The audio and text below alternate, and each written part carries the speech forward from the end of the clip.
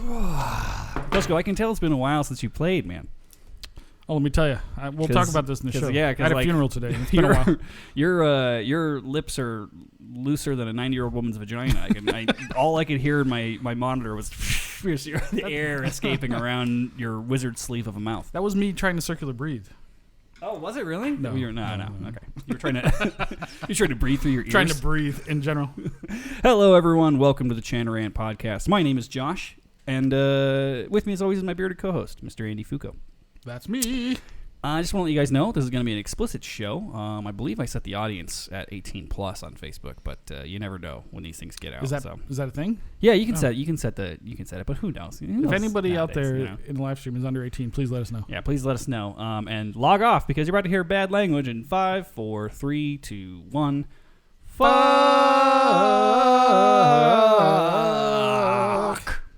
Listeners can review the show on iTunes, Podbean, Stitcher, Google Play, etc. You can send us emails and voicemails to be played on air. We haven't had any voicemails in a while. I don't want to wrap it up too much and bitch about people not sending me voicemails.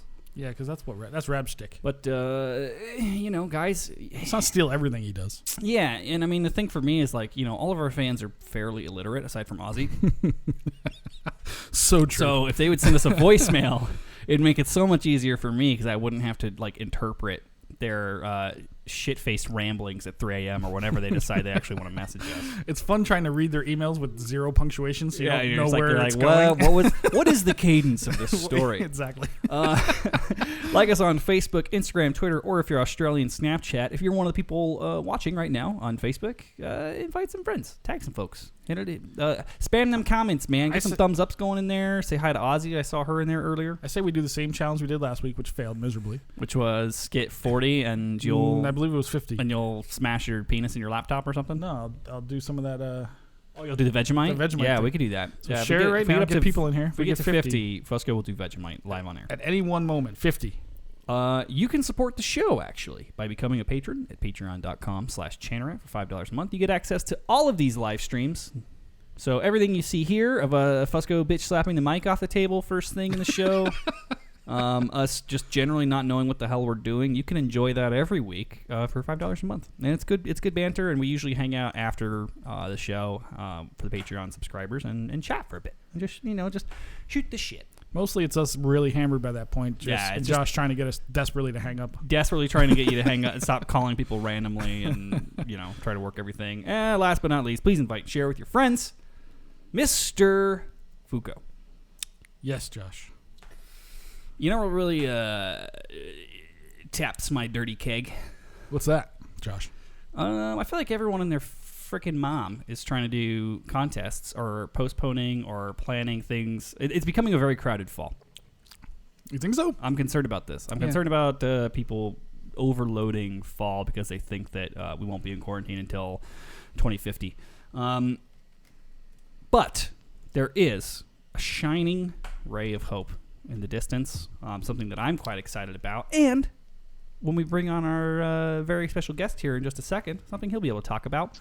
Our very special guest today is... Ooh, before we do that, by the way, social links. Boom, boom. Oh, shit. If you want to tweet or Instagram us, that's where you go. I know I made it really quick, so they have to freeze frame it. But yes, our special guest for today is none other than the legendary Beer Boy Brad from Rough Tail Brewing. Hello, Beer Boy. How's it going, guys? It's going good, my dude. How are you? I'm fantastic, man. So we're going to get through some news and updates, and then Beer Boy came on today to not only dish on all the random shit we're about to talk about, but also to plug his own shit. Beer Boy loves the dish. I do. I'm trying when not Beer to, Boy, I don't want to be stereotypical, but there's something about some reason he's into this. When Beer Boy comes on to do a plug, does that technically count as a butt plug? Oh man, you almost made me spit, and I don't do that very often. Excuse me, I'm sorry. I know that personally. I don't remember it, but that's what I've been told. That's what you've been told. All right, so first things first, we got an email from Luke. Luke says, "Oh my fucking God, you beautiful bastards. I'm the pipe major of a grade 5, parentheses, basically service band. Josh, Andy, you've literally changed my view on my band and pipe bands in general. I absolutely love hearing the struggles of other pipe bands. It's comfortable knowing that we all struggle with these issues. Just became a patron, posing as one of the 6. When I get to Vegas, first round is on me. Bring back the dominatrix. We all hate ourselves or we wouldn't play pipes. Now let's have her tell us what we know. That's from Luke, pipe major of my band that shall not be named and won't fucking practice. That is brilliant. What's funny, though, is Luke also sent me a message privately. And I was so confused by this because I'm like, why doesn't anybody send me a message? You saw How the did notes. he get my email, first of all? And then when I saw your notes, I'm like, wait a minute, that's not the same email. And I didn't even realize it was the same guy. I didn't even look twice at it. Yeah. But one, there's a lot of... Remember 2 weeks ago now, we've said this 2 weeks now, we thought we were the outlier, but we are definitely not. Like, we're definitely people not. are definitely trying to... We've come full circle back to... They're letting us know we don't think we're the outlier anymore. I looked up his band, and oh my God, if I showed you their website, your head would explode. Should I look it up now? You should. Do you have the name of the band? I don't want to say it. I don't believe I do. Just type it in the notes. Type in the show notes. I will. I can check it out. But yeah. So that's one. And that might be the fail of the week. It could very well could Dude, be. if we start including band websites on fail of the week, there's nowhere to stop. Oh my God, they're absolutely terrible. So, but anyway, he wrote to me privately and said this. He says, Andy, I found the Chanarant podcast while working from home, and oh my fucking God, I feel a bond with you and Josh. My problems and issues are your problems and issues. Trying to lead a successful competition band. How many whiskeys have you had so far? Well, I was drinking before I got here, and I'll explain that later. Trying to lead a successful competition band with a bunch of people who just want social hour and such. You come across as someone who knows their shit, and I have gained a lot in the last month listening to Chanarant. I know for a fact a couple of my pipers learned from you in the dojo, and fuck, you are killing it. Thank you. That's right, I am killing it. You're very welcome. Anyway, Fusco's working for a living now. Going to stop fondling your ball bag now and say thank you. Hopefully when I get out to Sin City, we can hit up Frankie's. Absolutely. I have first round. Of course you do. We're the celebrities here, not you cunt. Anyway. I would love to audit a pipe band that shall not be named Rehearsal. They're not that exciting. Nobody knows the music, and we stand around staring at each other. But anyway, from Luke. So anyway, I thought that was nice. Again, a lot of people out there dealing with the same nonsense we're dealing with, apparently. Always, man. It's just kind of, it comes with the territory. It does. I don't know. I guess my next question would be: does it happen more at lower grades than does it higher grades? I assume so. It's got to. I mean, I've played with middle grade bands before, and shit filters to the bottom, right? They ran fairly smoothly. Yeah, because there is no question. You just do what you're told. Team Breeze. That was what 3B, Valley Breeze, 3B. I think 3A when we were there. Was it 3A when we were there? They went down to 3B after we left. Oh, okay. That's our fault. That's probably us. Dude, I don't know. I was talking to my girlfriend about that trip the other day. And you didn't tell her the details, did you? No. And I was like, I didn't do anything. That's true. I was like, you were lame. I don't know who in that band like fucked some RSPBA judge's wife, but it is statistically improbable that you would get dead last in every single contest. Like, hey, we won best looking once. That's not like you're not playing well. That is a vendetta. It very well could be. I think Arnold must have boned Brad Matheson's wife. Or like, something. I'm so curious. I'm like, okay, wait a minute. What, like, out of 50 bands on each goddamn thing, how the fuck do you get, like, we weren't playing that 12th badly. out of 12 every time. Every fucking in every time. category. Yeah. Like, that was a concentrated effort of like, no.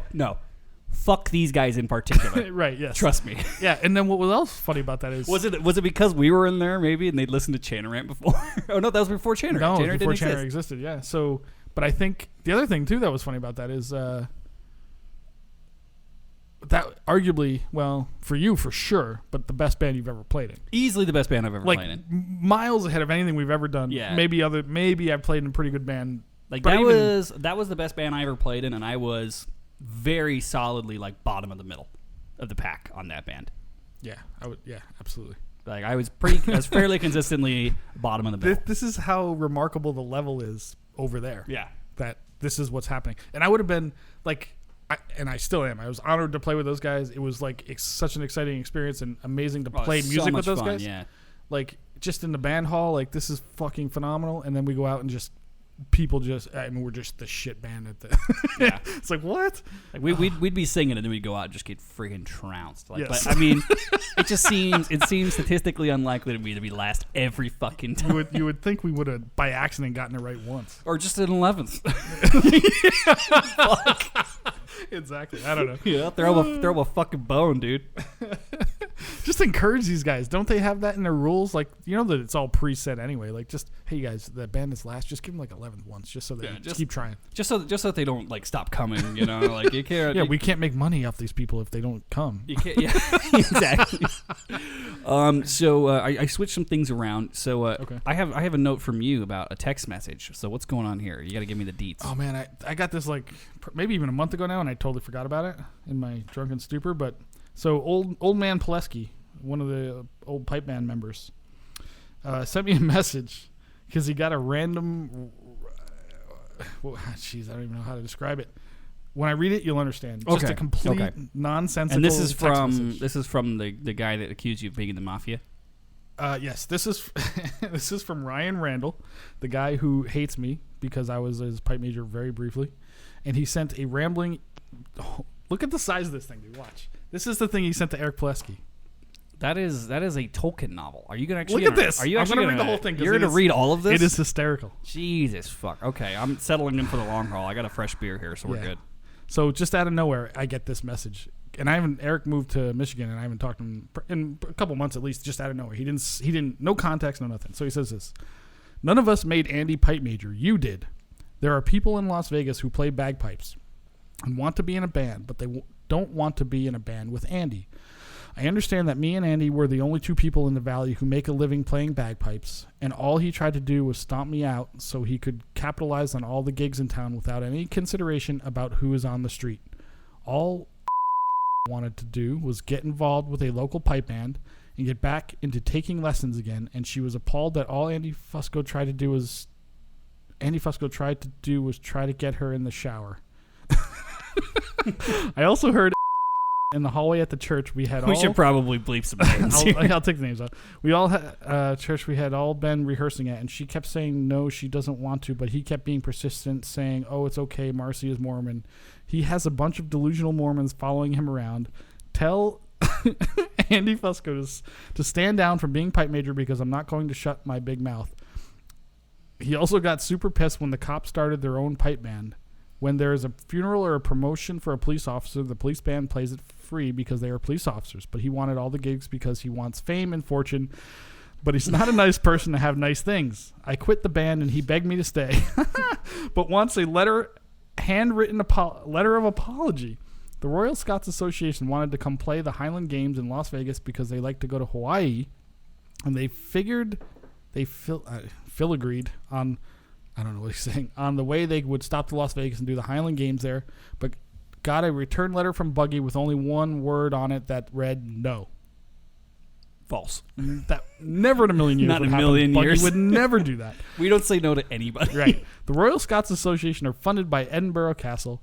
They would have gotten money from the Queen to pay for their travels, but Buggy wrote them a letter that's read no. Get yourself a new pipe major, Eric. By the way, Eric is in Michigan. By the way, he doesn't know this. But he hasn't been in the band for a while. I was laid off from my job in a recession of 2008 also, and I went to Las Vegas to pursue my dreams of being a musician. I never made Andy pipe major. Nobody did but you. And who are you? Nobody.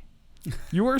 He's talking to Eric. You were supposed to tune your outside. This is the former battalion chief of the Clark County Fire Department that had a street parade when he retired in his honor. Correct. He had held the highest position in the Clark County Fire Department. And one of the most respected people in the valley. Correct. So he says, anyway, I never made Andy pipe major. Nobody did, blah, blah, blah. You're supposed to tune your outside tenor drone first and the bass drone second because the bass drone reed flaps heavier and sucks more air. The tension of the air inside the bag is different when you tune your two tenors first. That's why you were supposed to tune your middle drone last. I asked him why he tunes bass drum last, and he said that's because it's just how we do it. But that doesn't line up with what he said before because he said we never do anything in the bagpipe world for no reason.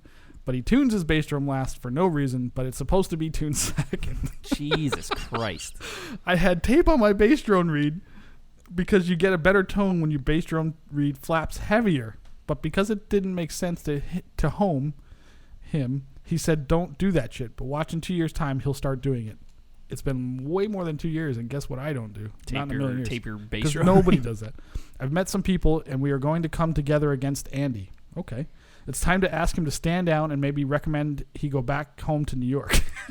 He never had the balls to be a street musician, and he couldn't handle my job for 2 days. I remember we had to talk about your wedding ring. I want to be married, love one person, stay in one place. Andy is an asshole. And Eric then says, "Hey, Fusco, I just got this from Ryan. I'm not sure what his problem is or what he wants exactly." It's time for you to step down and go back to New York. Yeah, he wants me out, and I didn't even know he was still in town. I had no idea he was even still here. But I think he hears about when we talk about him on the show, I assume, and that's why he got. I can't imagine where this came from. But anyway, I had on Ryan. a good friend of mine who used to say, if you're not thoroughly pissing off at least one person, you're not really doing anything with your life. Mm-hmm, mm-hmm. So there you go. Well, Richard Boffman's apparently doing a lot with his life, but we'll get to that. Yeah, we'll get to that. Jesus Christ. Because he's pissed off an entire country. Oh. So, real quick, I wanted to talk about our lesson we had last week with the band that should not be named. We did a little online thing, and it wasn't really competition focused. It was like fundamental focused. But before we go down that track, Beer Boy, I want to loop you in because you've been sitting patiently and quietly through this entire thing so far. What? Well, I'm still trying to digest that meth-fueled text message that Fusco just read out. Like, well, damn, I was gonna ask crazy. you. You play pipes, obviously, in a band. What have you guys been doing, kind of, to keep practices going? What have you been working on? We've been doing Zoom meetings, which I unfortunately have not been able to attend because they are always happening while I'm at work. But they've been doing Zoom. I've been meeting up with the band instructor that lives here in Oklahoma and bringing him beer on Saturdays, and then There you go. we work on pipe stuff together. Is that Pipe drink Band some Daddy? beers. I heard you bring him more than beer.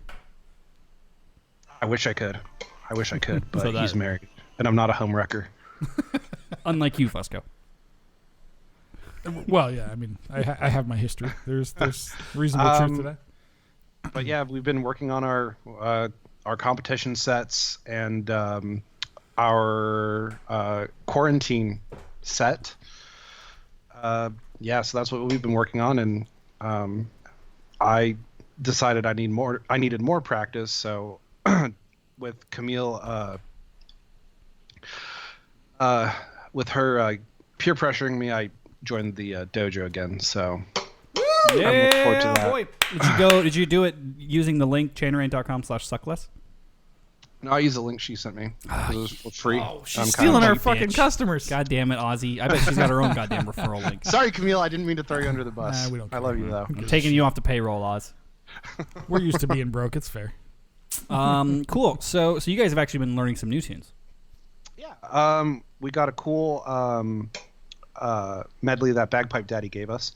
It is Bathgate, Hector the Hero, Pinch of Snuff, and the Fox Hunter, which is pretty cool. I like it. It's a cool little set. I'm gonna write a tune called Ryan Randall's Bath Salts. Don't do drugs, kids. It's gonna be a P-Rock. Don't worry.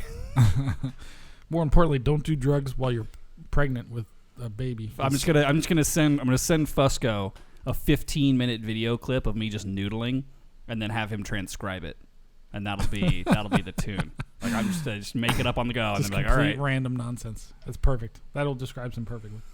Cool, man. So we had a lesson recently, and I kind of wanted to. I didn't really talk to you since our Tuesday lesson, but it was a Zoom. It was another thing. This was a Google Meet, I think. It was a Google video conference thing. And I thought it was interesting. It really. Sorry. So, and you can elaborate if I get any of this wrong, Sco, but it kind of has started to take the tactic of, okay, let's take this time to double back on fundamental things that may have been glossed over in other people's piping education. So, one of the issues we run into, and I'm sure we're not the only ones, and I think we've talked about it on the show, is that you get people who join the band but aren't brand new. So, like, they're not going from I've never held a chanter before. And sometimes that can be a little more work even than the people who have never held a chanter before, because you have to like kind of go through their piping history and their education and figure out, one, what was never covered, and two, what was taught but taught incorrectly, and maybe even on to three, like what was taught but we do it differently. Correct. Yep. That fairly succinctly kind of go over that point. So literally, what did we spend an hour and 45 minutes on Tuesday for our audience? Go. We had about 8 pipers show up, I think, roughly, like 7 or 8. We had a pretty good turnout. Yeah, 9 maybe, I don't know. But we basically spent between a tune and an exercise learning an hour and 45 minutes on playing G Grace notes on the beat. Yep, and that was literally it. That's it. So this brings up something that I kind of want to dispel some rumors. I did do monotones. You left. No, I did. No, you were still there. I was making people. I was doing dishes while you were doing that. Oh, did you? Okay. Yeah. So like anytime my video went down, I had my Bluetooth earbuds on, and so I would just listen and I would go do dishes or something. I'm not gonna have to pick up my chanter again for 20 minutes. Like I got time. Like, absolutely. I'm still here. If he asks a question, I can come back and answer it. Like yeah, I'm making people clap right now. But yeah, one of the things that I've seen a lot of recently, I'm seeing it already in the chat right now, and then I'm also, Joe Brady talked about it. I caught up on Big Rab episodes. I'm way behind. So that shows you how much housework I've had to do lately. But I've caught up, and one of the things that I keep seeing is like people saying, well, you can't do band practice via Zoom or via like a Skype call. Like it just degrades into a social hour or whatever. And I would actually disagree on this. So there are things that have been done, and I'm assuming a lot of these best practices have come from your work with the dojo. But like some of the things we did on Tuesday, I think, and some of the things we would do when we do solos. Obviously with groups, it's harder than solo people. But I mean, it actually worked fairly well. Like assuming you can get everyone to figure out how to work their microphone and their camera. Mm-hmm. And then the way, and you might want to go into more detail on this, or if you think it's boring, you might want to gloss over it entirely. But it's like, you can make it work if like the person if the student at home is prepared, has their shit, has their music, their metronome, their chanter. Mm-hmm. And then what we did was we muted everybody except for the person who was playing. So if it was like, hey, you do this exercise, you're going to do this part. Everyone else was muted. That person was playing their metronome right next to their mic, and therefore there wasn't like a lot of like delay or anything. We weren't playing all at the same time because that isn't feasible, and it's just impossible. It's a waste of time. I mean, I would say it's a complete waste of time to try to do that. Correct. But I thought as far as like band instruction goes, you still got the round the table benefit of hearing everyone else, getting the feedback that each individual got, which was different for a lot of people. Mm-hmm. And then that just builds your repertoire. I mean, for me, like, I fucking learned some shit, and I've been playing for a while. Yeah, okay. So there's a couple things. Yes, it's best practices. I've been preaching to the band, like, for maybe on and off for a month now, that, like, this is your opportunity to go back and fix all the things that we yell at you about. That you just don't know how to do. You never have time to do, or you say you don't know what to do. Like, take that opportunity, right?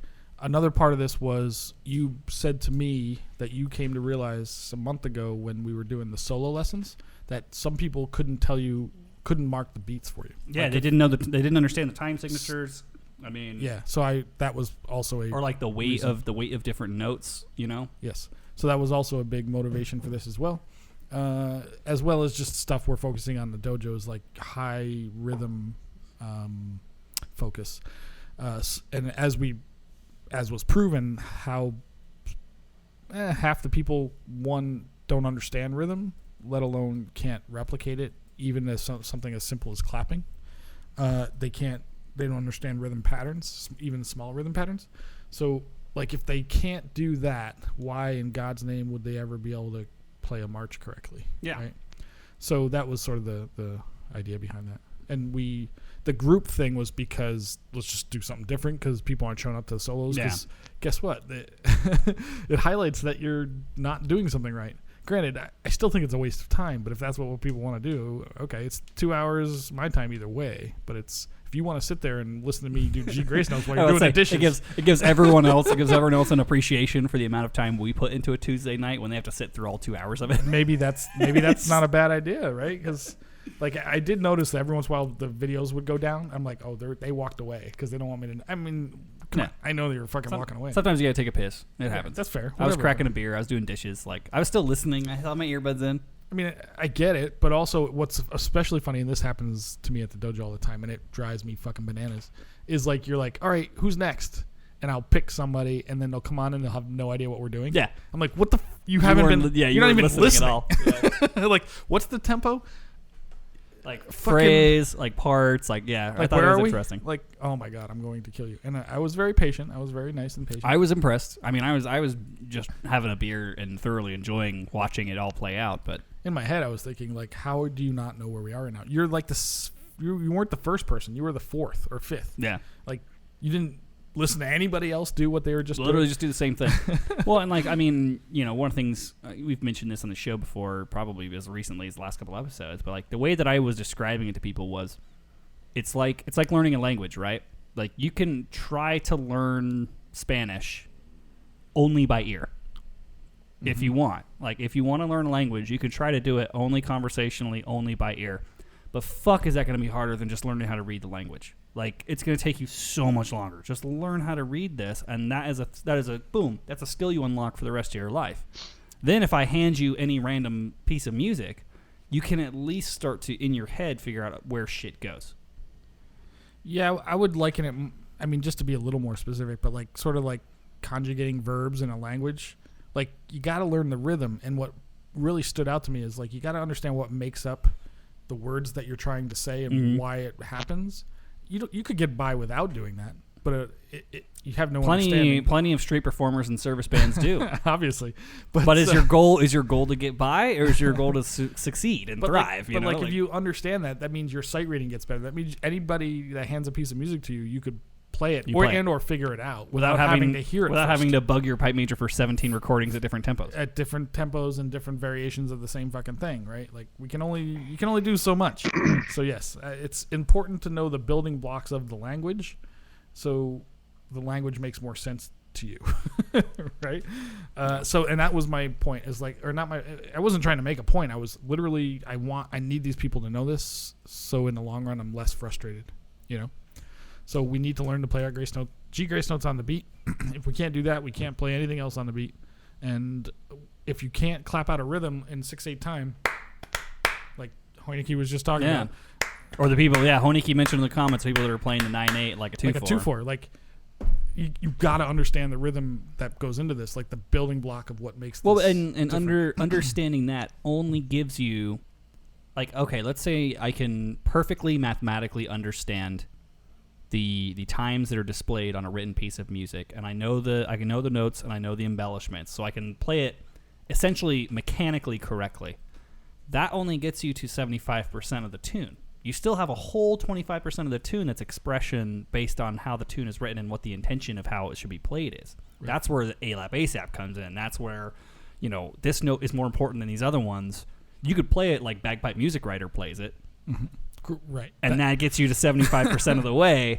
But, there's still, like, even when you get to the point where you're executing the music technically, perfectly, correctly, now there's still another quarter of it that is expression. And, like, okay, now you have to actually play it like you have a dick and balls between your legs or ovaries or whatever, Wait, like you just set Camille off big time.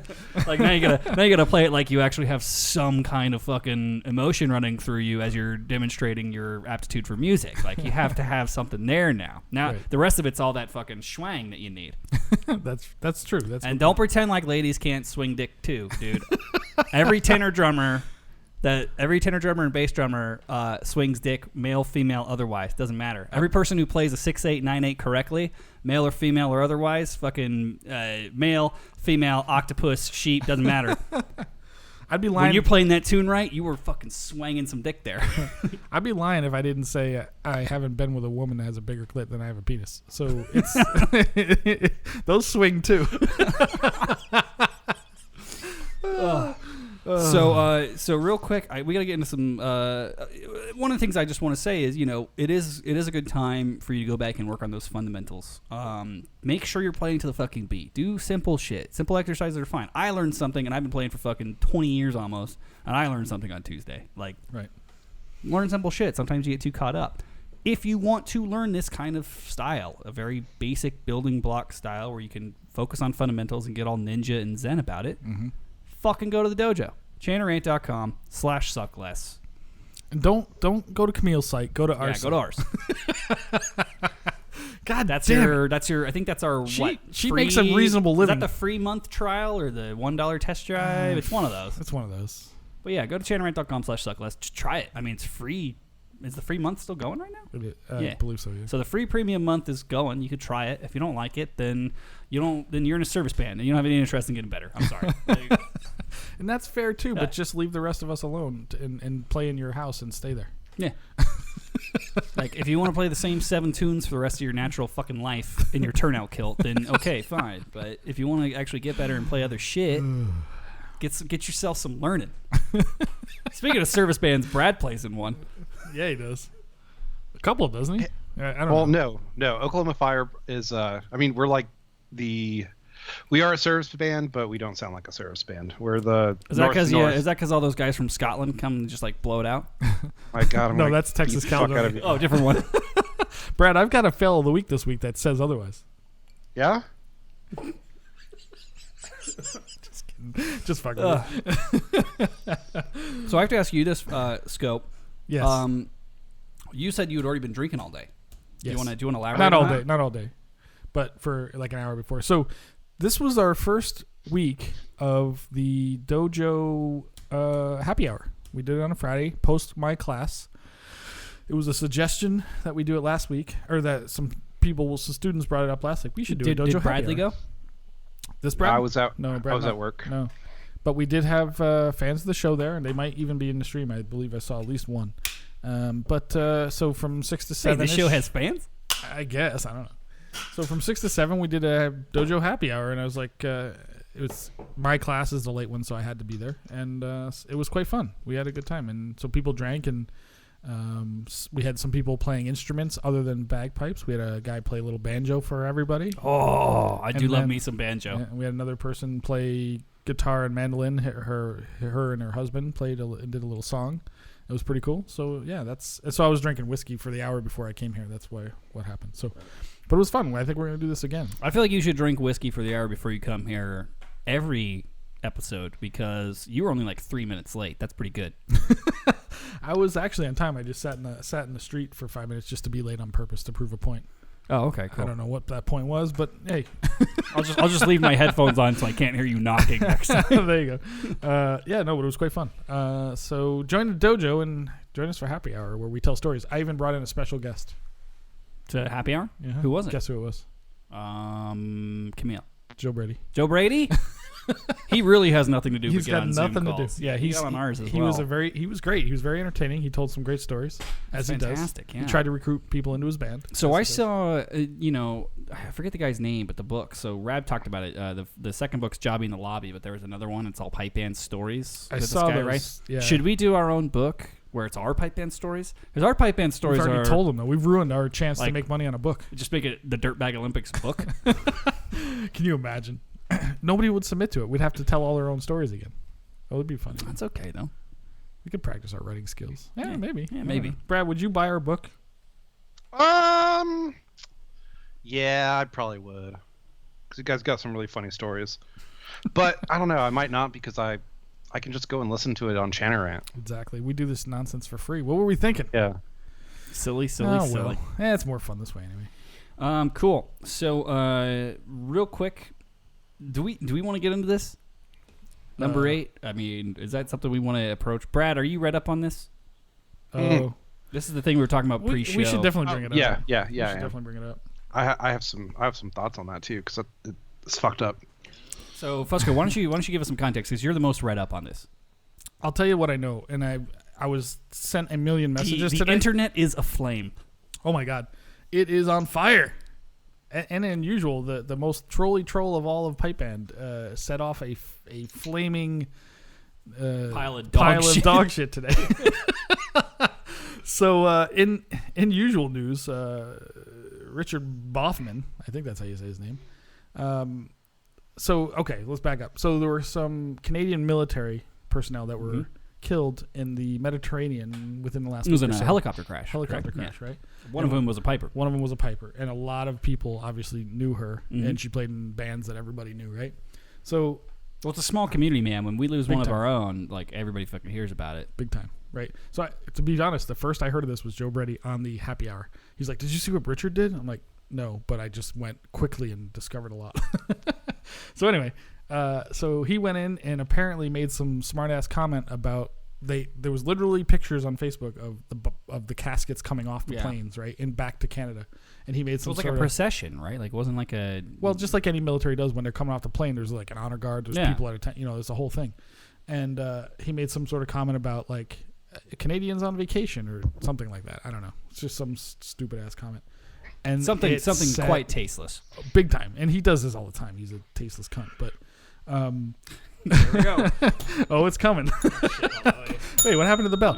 I've disliked this guy for years. I don't know if everybody's just figuring out this guy's a douchebag. I don't know. I had no fucking idea who this person was. I've got till this- all kinds of stories until this popped on the radar. that I'm gonna have to say allegedly before I tell them, but because I don't want to get sued, but because I have no idea.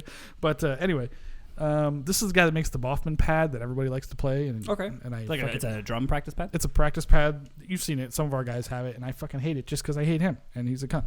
So, and I hate when people buy his stuff. But anyway, he said this, and then it just sent Canada on fire. Like Canadians are on fire, right? And Why? Because someone was making a joke about dead service members. correct. Who would ever? Yeah. How could that piss off anyone? Oh my god. So So oh my god. Like this guy, finally, everybody knows, and he was just slagging off everybody. So he obviously made this mistake. People started calling him out on it, and then he started fighting back because he just probably got overwhelmed. Like literally, people like it just blowing up. Oh, internet turned on this fucking. Turned on dude. him Yeah. fast, and like so now he's fighting back with people, and it's just become this thing. Like he's fighting with Bob Worrell, like it's remarkable. Like I've got screenshots people are sending me of things that they're saying back and forth. It is remarkable what is going on right now. So yeah. Anyway, that's more or less the summary of what's going on. It'll be interesting to watch how this goes over the next week. He did issue an apology. I assume it's because his work got to him. He's the drum leader of Carnegie Mellon's. Do you think program. Do you think it'll land? Do you think people will actually believe it? Or No, they're already were commenting like, by, like, too say, like- too little, too late. You fucking asshole. Well, because like if your first response is like defending yourself, or like, and then like after you get overwhelmed and destroyed, you apologize. It's like, well, like, Nobody was do believing. you really are you really apologizing right now? Well, here's a great quote for because he issued this apology, right? And I won't say who it was, but they say, "Was it okay when you said this about the victims of the Nova Scotia mass shooting, which happened 2 weeks ago? Within the last 2 weeks, it's a bit late for your crocodile tears, Richard, right?" And then she posted a quote of him saying that because these guys like the ultimate troll. God damn it, Roxy. He's just trying to piss people off. So, But that's our job. yeah, let us do that. Get over our fucking territory, man. Oh my god. So yeah. Anyway, Isn't it nice when the entire pipe in community like unifies against a Somebody that's not shithead us. that's not us? Yeah, that's Isn't great. that's great. So anyway, nobody believes the apology, and it's fucking remarkable. So, Brad, you're an ex-military. Yeah, Or yeah. maybe- So yeah. I'm interested in Brad's opinion on this because he's a piper, and obviously you served. What are your thoughts, man? I mean, so one thing, it's very fucked up for someone to comment on something like that, regardless of what military it is. I play a lot for the Canadian Air Force here in Oklahoma. There's a very small detachment of Canadians living here. They fly on the AWACS with doing NORAD missions, stuff like that. And man, just to hear someone just see, it's obvious why the Canadians are posting these pictures. It's horrible that so many people died on a helicopter crash, and just like I don't know what was going through his mind. Like why would you say that? Like I took offense at that, and I'm not Canadian Air Force. I'm prior U.S. Air Force, but that was offensive to me. Like, dude, why would you say that? Like they're one of our oldest allies. Why? Why? That's not funny. Just I found it was very, very offensive to me. And he's obviously, well, from what I've seen, he's trying to make like my thought is the best way I can spin this is that he's trying to make an anti-war statement of some sort. Because he's saying, like, hey, why were they there? They shouldn't have been there. That's what I'm getting at. I don't know if that's what he was saying, but what else could he possibly be thinking that would make any sense? I don't know. I got nothing. Yeah, I mean, it's just like, and as a person who but even if you didn't makes off-color and tasteless jokes, like, there's certain things that, and don't get me wrong, in my opinion, nothing's sacred. Yeah, I agree. But yeah, if you really just missed the mark. Like, let's say the goal is comedy, right? Like, and we've done it before. He's not trying to be funny. No, I don't think he's trying to be funny either. I think he's just trying to be a cunt. Like, no, he's trying to piss people off, and it worked. Yeah, I think it worked a little better, way more than he thought. And here's the thing: like, another thing you gotta think about is like, okay, this is why old people shouldn't have social media. I'm assuming the guy's only in his 40s, maybe. 40s? No, he's younger than me for sure. He's got to be maybe 30. Like, this is why, like, he's social media, giving everyone social media is like, just walking into the zoo and handing out bazookas to the monkeys. Like, nobody, this doesn't end well for anyone. Like, you don't really understand how bad it can fuck you in the ass until you do a show like this live on Facebook, and I'm, my future political career is probably ruined. Or not. I mean, this town, fucking dead pimp won Senate seat, so who knows? But yeah, it's just one of those things where it's like, and when that happens, so, my background, obviously, people who listen to the show a lot, is I used to work in PR advertising and, like, crisis communications type stuff. And this is, like, an absolute nightmare. Like, if this was a person that I worked for, one, they wouldn't have access to their own social media accounts ever. And two, it's just like, dude, first thing you need to do is you need to, like, just stop. Don't say shit. Stop responding to comments. Stop trying to 1v1 everybody, because it's not going to work.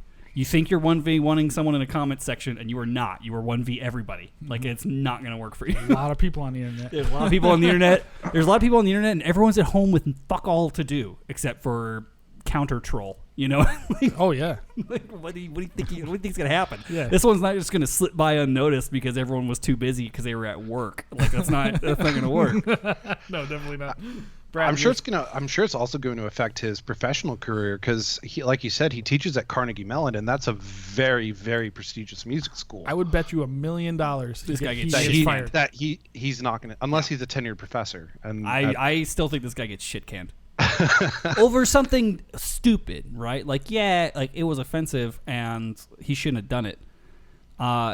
He made the dumbest fucking mistake, and he's gonna lose his fucking job, guaranteed. Like, I bet you he does. That would be my bet. Especially because apparently there are people that are like, no, this is not like a one-off. This is part of a long history of you being a fucking asshole. Yeah, like how he got hired in the first place, I'll never understand. But that's fair. So I have a couple of thoughts on this. So one, well, he's American, obviously. This is a thing that happened in Canada. He does technically have the freedom to say whatever he wants. Accurate, yeah. Right? He also has the freedom to get fucking fucked on for it. Correct. Yeah. This is the other side of the coin. Like, this is where people get it all a little bit wrong. Like, well, I have freedom of speech and I can say my opinion, and maybe he was making an anti-war 100% statement. correct. And that's true. But guess what? All those other people have freedom of speech too. Yeah. And they don't have to do business with you anymore. Yeah. They can make that choice as well. There's no law that says I have to sell your products, and people are already not people doing are pulling that. His shit, yeah, left and right. Like, I don't so want like, to. I'm not man, going to be say what on you that want, ship, but be dude. prepared that society does make their own decisions, right?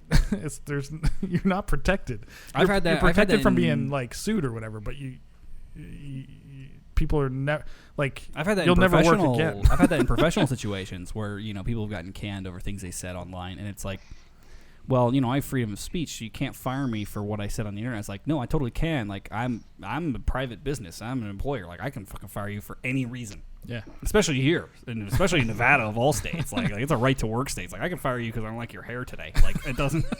You can go fuck yourself. Yeah. It's like, you guys got to keep in mind the First Amendment and the First Amendment and freedom of speech protects you from persecution by the government based on the things you say.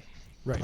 They can't send you to jail for saying. They can't send you to jail for anti-government statements. for shit. Like, your employer can still fire you.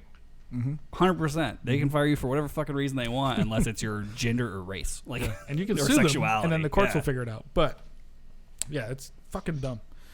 What a dumbass. That is, yeah. This is the crowning achievement of dumbassery. Yeah. I mean, the big thing is always like, it's your right to free speech, but it's not without consequence. Like there are consequences for your speech.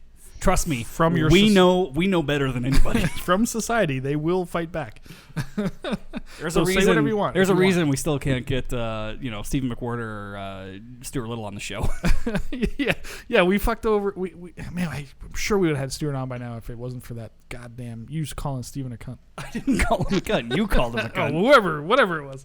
I'm trying to rehash history here. I said fix the damn drums. And they did, and they won. So it was great. No, I'm pretty sure it was you. But anyway, so yeah, that's that. So let's move on because who cares? Yeah. So before we get into the top of the week, I think it's a good time for us to hit Fusco's favorite segment: the fail, win, and try. Is there a try of the week? No, just a fail and a win. Yeah. So let's run this fail, and I believe this was sent to us. So while you load that up, I will see. This is from Dan the Man.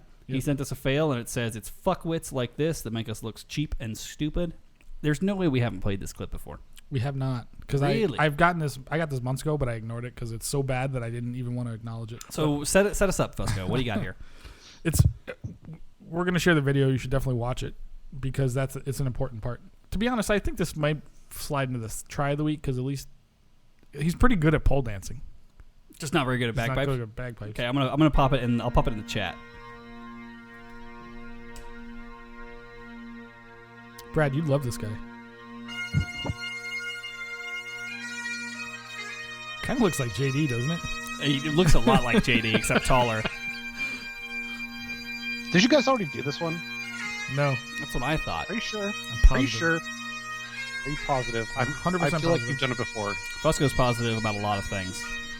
Not playing this, HIV.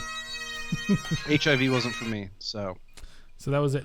No, I'm sure of it. We played a lot of people playing Amazing Grace poorly, so that's probably what you're thinking. But we have never played this. No. I feel like I've seen you guys do the pole dancing Piper. We may have. We may have come full circle. I'm fairly sure. In 116 episodes. But so Brad, would you ever try to play your pipes while pole dancing? No. Is it because you can't pole dance?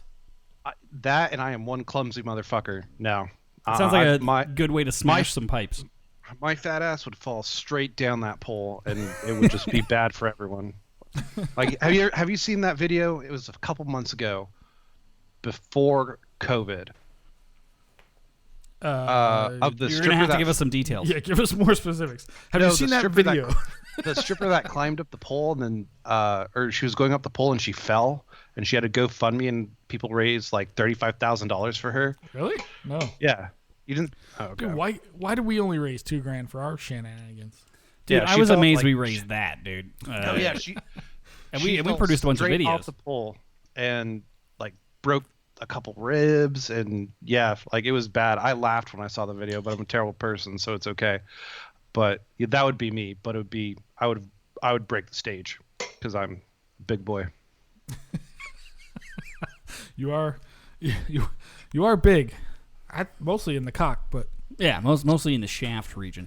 Yeah. What's bigger, your dick or your nuts? Hey babe. Yeah. I have a question. Which is bigger, my dick or my nuts? Yes. He just said yes. Yes. And with that, we move on to the win of the week. Which we already talked about, apparently. Your win was the Dojo Happy Hour? You self-aggrandizing prick. I just thought it actually went more successfully than I expected, and I thought it was fun. I was going to play a clip from it, but I didn't have time to get it ready. So, okay, cool. So join us on the Dojo and Happy Hour next Friday. I want to come to the Dojo Happy Hour. I'm a member. Are you? Yeah. You should. I have no idea what my level is. So they added a new Doesn't matter. They added a new thing into the description. Like when you're setting up your profile, it's like, what level of membership are you? And I was like, I have no earthly idea. Did you pay for it? No. I'll look. I don't know. I'll have to look. I'm assuming the only reason that I haven't paid in like 2 years is because when Doogie calls me, he's like, "Hey, can you do this job real quick?" I'm like, "Yeah, totally." You're probably premium. And he gets friends and family discount on Josh McEachern rates. Yeah, if you work for him, he automatically puts you into a premium membership. So I imagine that. But yeah, but even it wouldn't matter. Anybody can attend. Should I mark it as premium or free? Then I wonder. I would mark premium. Mark See premium? what happens. Yeah, why okay. not? Yeah. But yeah, I'll remind you next week. I have been thoroughly enjoying the new Dojo site. That's not even like a shameless plug. Like I just think it's really cool. I wish I'm our a band members nerd did. for that kind of stuff, man. I love that shit. I wish our band members did. I know, right? Okay, cool. So, since we have no win of the week, because we already talked about it, I want to get into today's topic. Do we want to take a break for pissing? And Do you need to take a piss? Yeah, that'd be You great. can take a piss real quick. Yeah. If you want to keep going, that's fine. Or you can take a break. Yeah, I'll talk to Brad. All right, fine.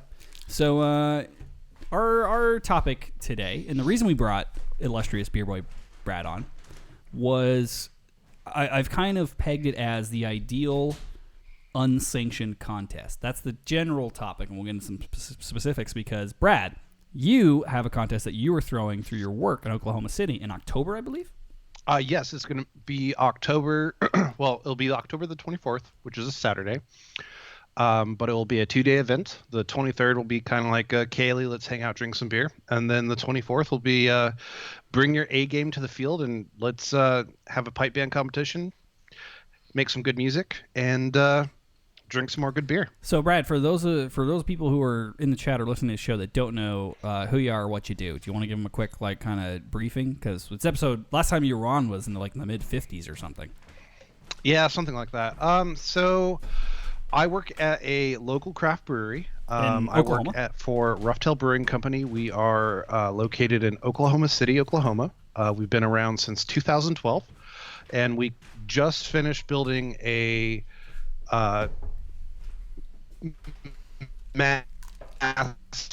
massive brewery. It's around 20,000 square feet, and I have about 5 acres of land. And my job there, I'm not a brewer, but I am the taproom manager. So what my job is I organize and plan events for the taproom and for the brewery. And yeah, so that's what I do. If anyone is living in Texas or Kansas, we distribute our beer to those states.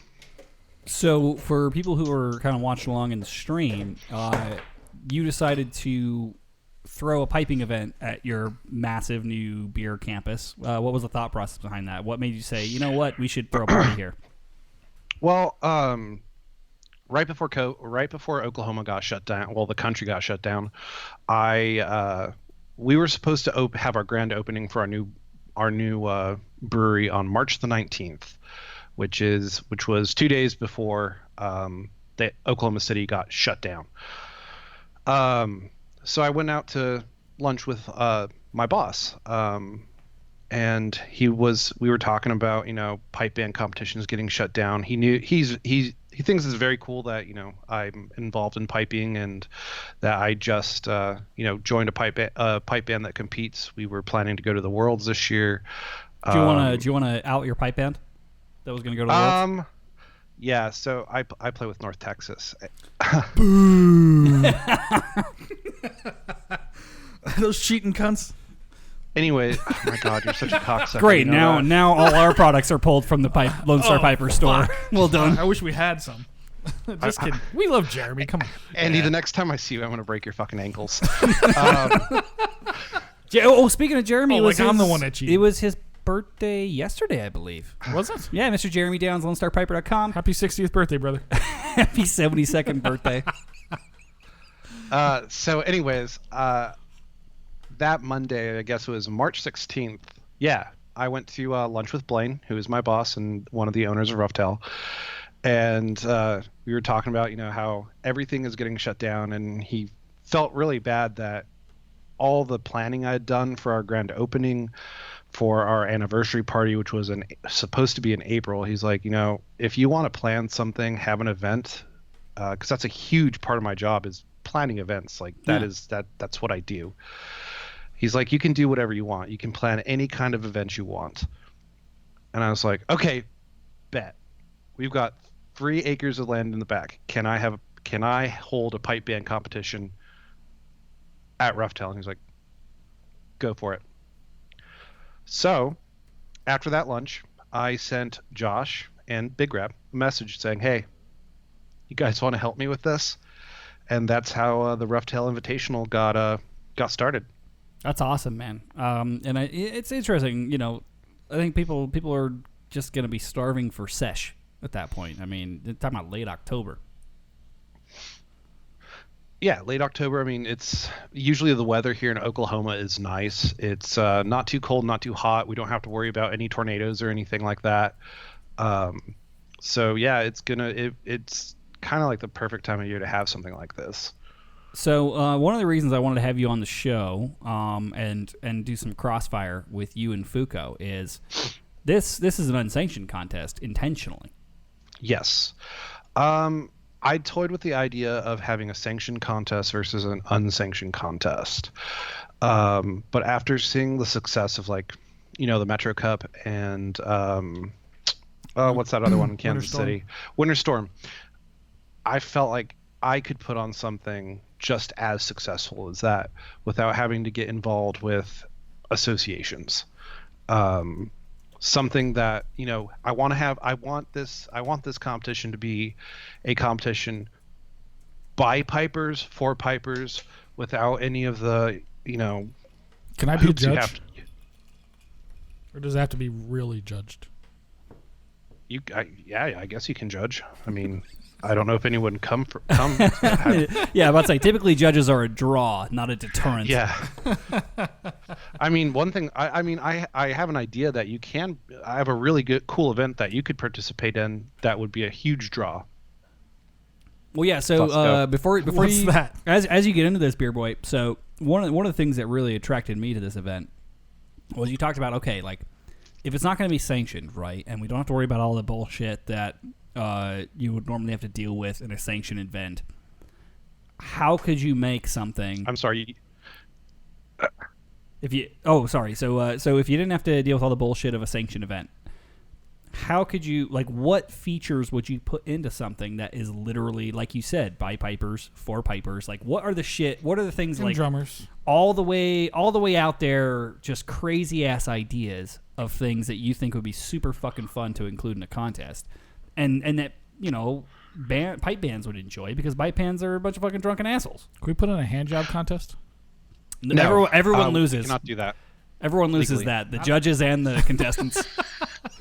Not if Brad is the contestant. Oh, my goodness. So what kind of stuff do you think you think you want to do just to make it, just for the sesh? Well, I thought of a couple things. Let's say the two pipe bands, the two lowest placing pipe bands, they have a chance of redemption by playing flip cup, or So wait, I'm so serious. if you're if you have the fourth and fifth place band, they compete for the Sacco trophy, okay, whoever wins the flip cup contest isn't technically the losing band. Yeah. Or another one. Are they gonna have to chug rough tail beer during your flip cup? Because that's a heavy fucking beer, dude. Yeah, but I mean, we can make a lager. We can make something light. You could brew the special Fusco Bitch Pants lager that's 5% alcohol and just a light beer. Oh no, it wouldn't even be 5%. It'd be 4% maybe. But we could do something to entice Fusco to come out something that for a competition that he could win. Whose pipe major can chug a beer the quickest? Oh, he can't win that. No. I'm not a good swallower. You just got to open your throat, bro. Never been trained properly. I like it though. I think it's an interesting mix of okay, we all bitch, right? Especially on this show. We bitch about all the things that we feel restricted. Why can't we do concert formation? Why can't we do quartets? Why do we have to play within these parameters when all we want to do is do something fucking awesome? I mean, in theory, when you have an unsanctioned event, you can do whatever the fuck you want within the laws of your local municipality. If you guys want to play in a circle, go for it. And like Josh said, if you guys want to play in concert formation, go for it. Play however you want. I just want this to be an awesome event for everyone in the pipe band community, because we've been affected by this stupid pandemic, every one of us, and Worlds got canceled. All the cool events that all the big events got canceled. It's okay. World's not that cool. I've been. You're gonna get the same hate that Richard Boffman gets. Yeah, it's like a it's like a snake sucking its own dick in a hot tub. It's not that cool. So yeah, and that was. It wasn't what Philip Worlds intended when he founded it. I mean, we could change the. Never mind. But yeah, no, and I've been like just brainstorming like all these ideas and like hitting them off of Josh and you know, like hitting up Rab, because when I first thought of this, I kind of wanted to do something that was a competition that was more on the European model, like just pipe bands. No, you know, not like a Celtic festival, just a pipe band competition. No athletics, you know, no mass bands, none of that. Just show up. Here's your time. This is when you play. Go. So this is one of the reasons I wanted to have Fusco chime in on this episode, because you're an opinionated man, and you bitch about the conventions and conformities of Highland Games style events versus something that's just focusing purely on the magic of piping contest and drumming contest and pipe band contest. Sure. So if you had a wish list of like, this is my perfect event. Ooh. And so, like, you know, Winter Storm is unsanctioned. They get close in some ways. Like, it's entertaining, it's fun, but it's also kind of stuffy. It's kind of Well, it's very formal. It's kind of up its own ass It's the gold a little medal. bit, you know. Like it's good fun, but yeah, the competition is real though. It's not. It's so if you were follows the rules. If you were designing something that had intense competition, but also intense sesh, what are some like bullet points of like this is my wish list. This is my Andy Fusco, the highest level of piping contest and the highest level of sesh wish list for like a 1-day event. This is just me spouting off the top of my head, but one, band contests are not in the afternoon. They're in the morning or late morning. Okay. There is no mass bands. Nobody likes mass bands anyway, so yeah, fuck that shit. It's nonsense. So let's get the bands doing their shit earlier and done sooner so that the afternoon beer tent can be killer, so that we're done with that part. I would not mix solos and bands together. Or if we did have all the band contests all on one day, let them do their both sets on one day. If you're going to do both sets. I'm assuming it's Beer Boy. Are you looking at a 1-day event? I mean, I can do it the whole weekend. I was looking at just 1 day, but if I needed to and there was enough interest, I could probably do it on 2 days. You know, have solo, or I mean, fuck, I could have solos on Friday, and then do bands on Saturday. That's probably more reasonable. That's what I liked about Winter Storm is a lot of the solos are done Thursday, Friday. They're done all the whole time. That's a time. lot of solos, though. Yeah, there's way more. But like, do the solos for because if people want to go early and do it, great. Do it on Friday. Do all the bands on Saturday. Do it all in one day. Get it over with. Let people and do it enjoy earlier. themselves. Do it and go earlier in home the on day. Sunday. So it's like you show up, you're prepping for band, you're playing. Because I mean that's kind of how it was when we were traveling. Like we played fairly early when we were generally speaking in the UK. Yeah, I mean they had a lot more bands, so it was like going on all day. But the thing that kills me is the afternoon playing in the afternoon when it's fucking hot as balls in the summertime. Like bands go last after the mass band. They're already tired. Like it's just nonsense. So get them at their best because that's what we want, right? We want to hear them doing their best thing. And I don't care about circle or formation. Great. Do it in concert formation. I don't care. Whatever. Either way. I don't have a strong opinion on that. But the whole... I don't know. That's pretty much all I'd ask for is like do it earlier. Just timing, just more convenient timing for pipers and bands. Yeah. I think so because then it'll be more fun because then we can have fun. Like the bands like to play. They definitely do. But they also like to sesh. And like by 6 o'clock when you're standing in the sun all fucking day, you're miserable. Yeah. Everyone just wants to bow out and go to the hotel. Yep. And then they like take a shower and then they don't go to anything and they sort of fall asleep and then nothing ends up happening, Like make an epic beer tent because people are done early and they've got no. Well, especially when you're holding your event at a brewery. Like yeah, that could be the most epic beer tent or tap room ever.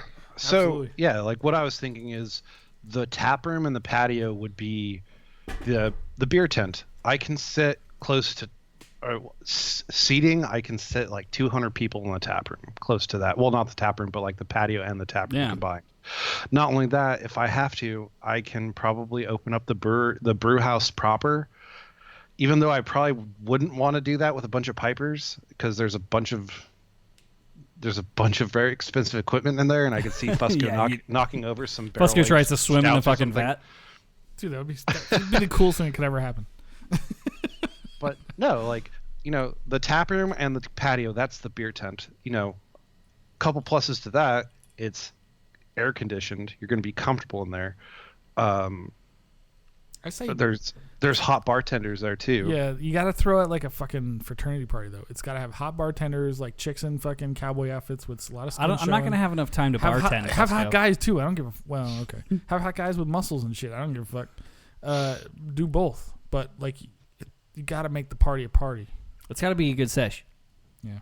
One of the things I always thought would be interesting, I've talked about this on the show before, is like if you had something that was unsanctioned, have like a piping judge, a drumming judge, like have like your normal panel of judges, and then add like just a civilian, someone who has nothing to do with fucking piping or drumming whatsoever. It's a complete wild card, and just be like, and like their vote, like they don't necessarily pick who the winning band is or whatever, but like their score like counts towards like a crowd favorite type thing or something, where it's like, okay, maybe you didn't play technically the best, but if you did something like really cool and flashy, you could win like some kind of, crowd favorite award because you did something, you risked it for the biscuit, you know what I mean?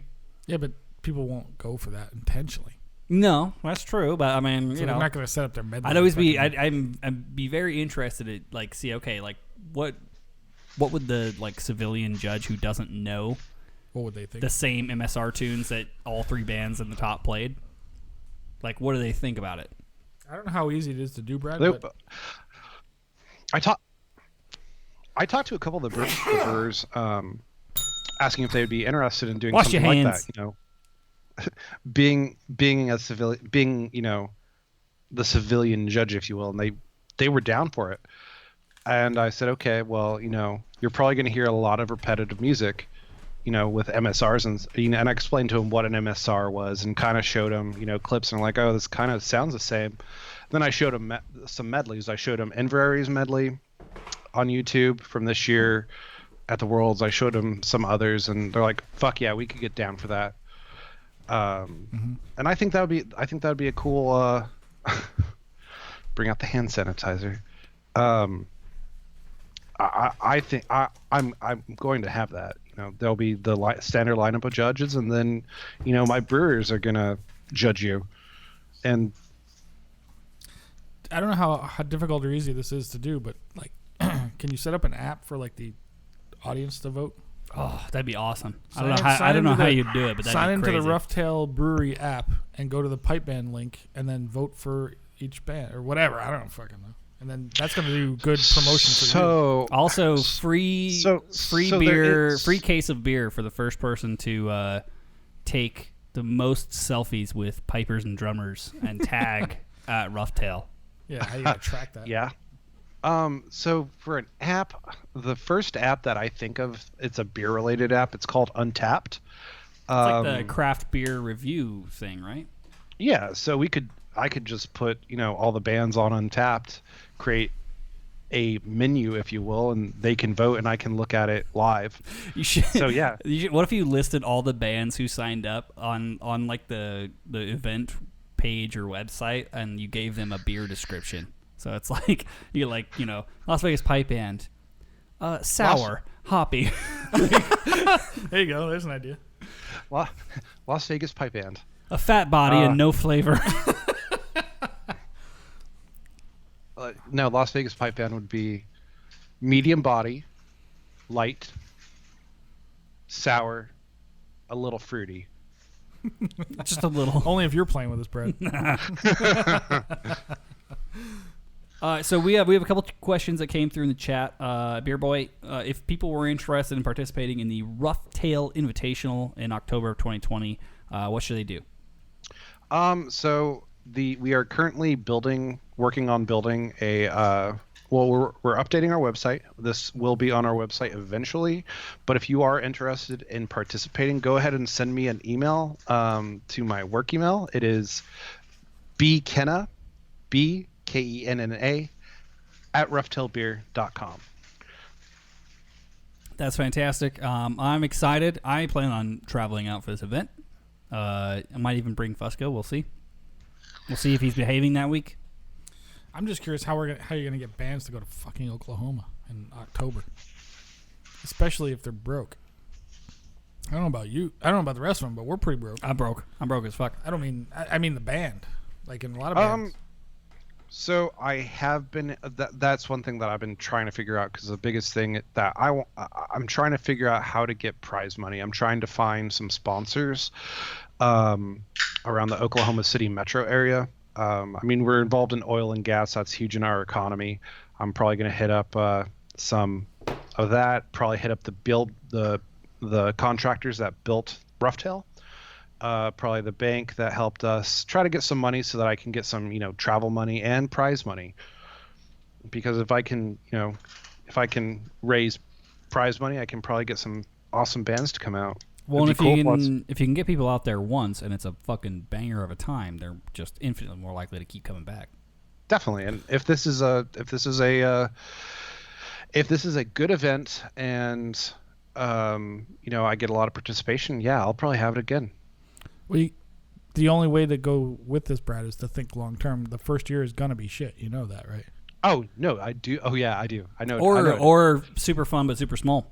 That's what I mean. Yeah. It's gonna be small. That's Yeah. what I mean. Yeah. And that's one thing I was thinking about too. Is a pipe band competition too big for me right now?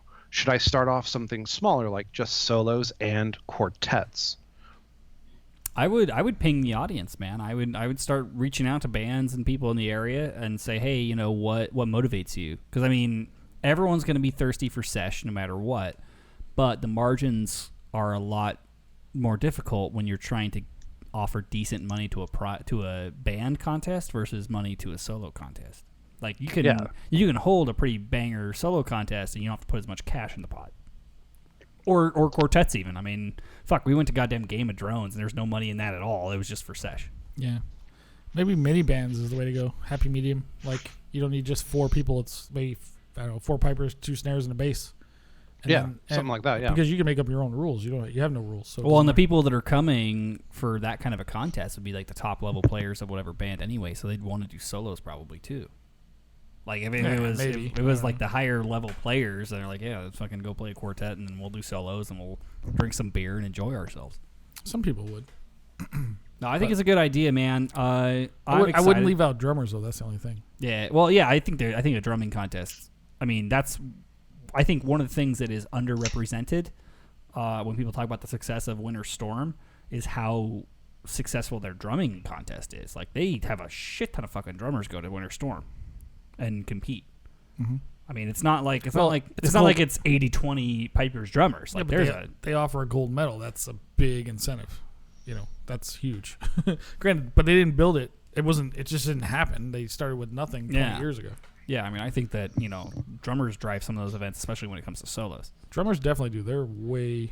There's so many drumming contests there, tenors at all levels, which you never see in a normal band or normal Highland games. It's so rare that you see. Usually at like a games, you would see 2 or 3 like tenors, maybe if you're lucky. Yeah, you'd see like 85% solo pipers and then like 15% solo drum contests, maybe. And Winter Storm, it was like 60-40. There was a shit ton of fucking drummers. Yeah, way different. Yeah, I mean, it was way different. But that's cool, man. Well, hey, Beer Boy, I think it's gonna be an awesome event. I'm excited to have the opportunity to help you out wherever I can, and I'm excited to come and sit on the patio and drink a beer at Roughtail in October. Hell yeah! Thanks for all your help, man. You've really helped me. So thank you. Of course, brother. Anytime. Real quick, I'm gonna give you first shot. Final thoughts, Beer Boy. Final thoughts.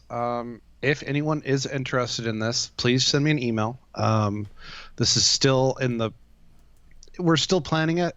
It is going to happen, but if you or your band are interested, shoot me an email, and I will put you on our mailing list and on our database, and we'll have an awesome competition where we can all hang out, drink some beer, and make some good music. Because that's ultimately why we do this, right? Is to play good music. Man. Shred some tunes and enjoy some bevs with friends. Fusco, kicking over to you, man. You got any final thoughts for this week's episode? Richard Boffman's a cunt. All right. Well, I want to thank everyone who tuned in on this Facebook live stream of the episode 116 now of Channeran. Oh my God, I can't believe we've gone this long. Thank you for supporting the show. Thank you for chiming in the comments. We'll hang around a little bit while we're playing some tunes and answer some questions, and then we'll cut the feed.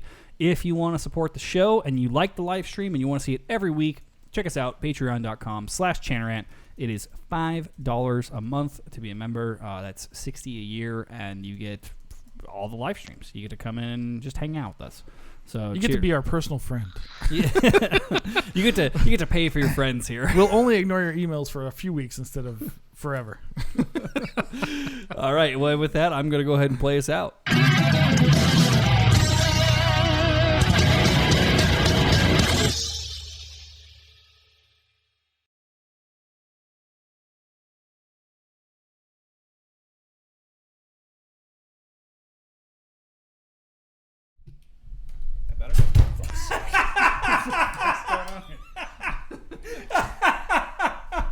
What the hell is going on here?